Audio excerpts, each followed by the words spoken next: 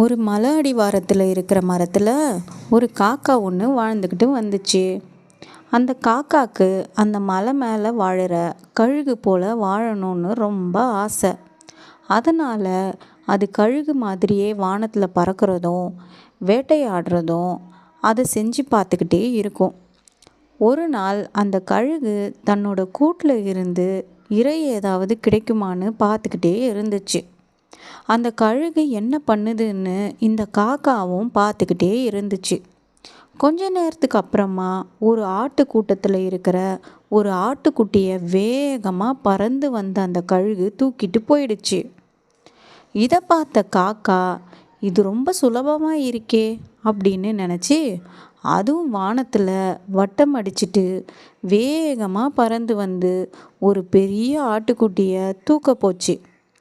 ஏற்கனவே ஆட்டுக்குட்டியை தூக்கிட்டு போன கழுகு மேலே கோவத்தில் இருந்த அந்த ஆடுகள் காக்காயை ஒரே முட்டு முட்டி கீழே தள்ளி காலால் மிதித்து கொன்னுடுச்சுங்க. தன்னோட நிலைமையை புரிஞ்சிக்காம அடுத்தவங்கள மாதிரி வாழ ஆசைப்படணுன்றது எவ்வளவு பெரிய தப்புன்னு நினச்சிக்கிட்டே செத்து போச்சு அந்த காக்கா. இந்த கதை உங்களுக்கு பிடிச்சிருந்ததுன்னா லைக் பண்ணுங்கள், ஷேர் பண்ணுங்கள், சப்ஸ்கிரைப் பண்ணுங்கள்.